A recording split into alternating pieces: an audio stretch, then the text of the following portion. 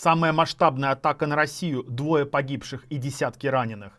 Российская армия окружает украинские войска под Курском, а в Саудовской Аравии проходят переговоры США и Украины. Всем привет, это новости на Ходорковский Лайв, ставьте лайки.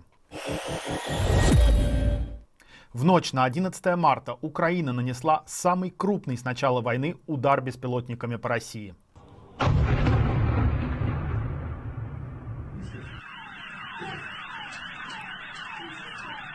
Я себе, прям при мне сейчас взрыв произошел, я его прям четко видел, такая.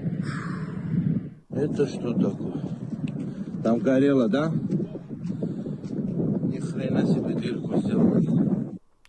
По данным Минобороны, за ночь сбили 337 беспилотников, из них 91 над Московской областью. В результате ударов в Подмосковье, по последним данным, погибли 2 человека, 20 получили ранения. Среди пострадавших как минимум 3 детей.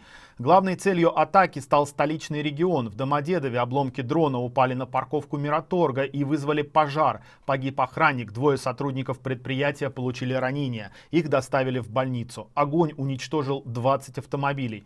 Также повреждены жилые дома в Люберцах, Видном и в самой Москве. В лесопарке Капотни рядом с нефтеперерабатывающим заводом «Газпромнефти» обнаружены обломки одного из БПЛА. В Раменском беспилотник врезался в многоэтажку, повредив 7 квартир, эвакуированы 12 человек. Атаки затронули и другие регионы. В Курской области сбили 126 дронов, в Брянской 38, в Белгородской 25. В последние без света остались 38 населенных пунктов Красноярушского и Ракитянского районов.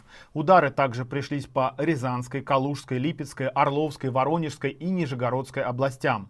Из-за налета беспилотников временно приостанавливали полеты в аэропортах Нижнего Новгорода, Ярославля, а также в московских Шереметьево, Домодедово, Жуковском и Внуково. Кроме того, сообщалось о сбоях в движении поездов через станцию Домодедово.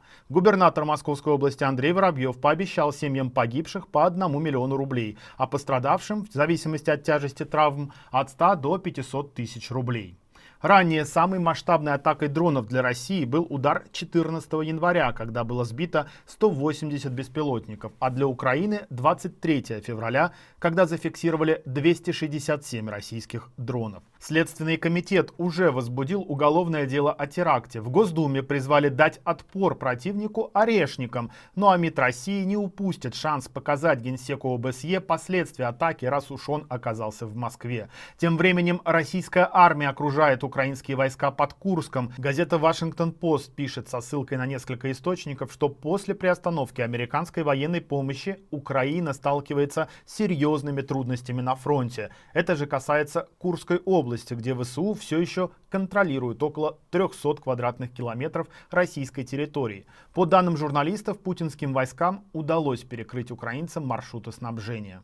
А в Саудовской Аравии начинается встреча американской и украинской делегаций. Ранее Владимир Зеленский провел переговоры с наследным принцем Мухаммедом бин Салманом. При этом сам президент Украины на переговорах в Джиде присутствовать не будет. Вместо него там будет глава офиса Андрей Ермак. Госсекретарь США Марко Рубио перед встречей заявил в комментарии журналистам, что по результатам встречи в Саудовской Аравии Белый дом определит, стоит ли возобновлять военную помощь Киеву. Бывшего президента Филиппин Родриго Дутерте задержали 11 марта в аэропорту Манилы по ордеру Международного уголовного суда. Его обвиняют в преступлениях против человечности, связанных с массовыми убийствами во время жестокой борьбы с наркотиками в годы его президентства с 2016 по 2022. По разным оценкам, жертвами внесудебных казней стали от 6 до 12 тысяч человек. 79-летнего Дутерте задержали после возвращения из Гонконга, и теперь его, вероятно, отправят в Европу для передачи под стражу МУС. Когда именно это произойдет, пока неизвестно. Власти Филиппин не комментируют ситуацию, но ордер на арест уже передан Интерполу. Что ж, друзья, это все новости к этому часу. С вами был Тенгиз Адамия. Не уходите от нас без лайка, комментария и подписки. Смотрите и другие видео на нашем канале. Всего доброго, берегите себя, пока.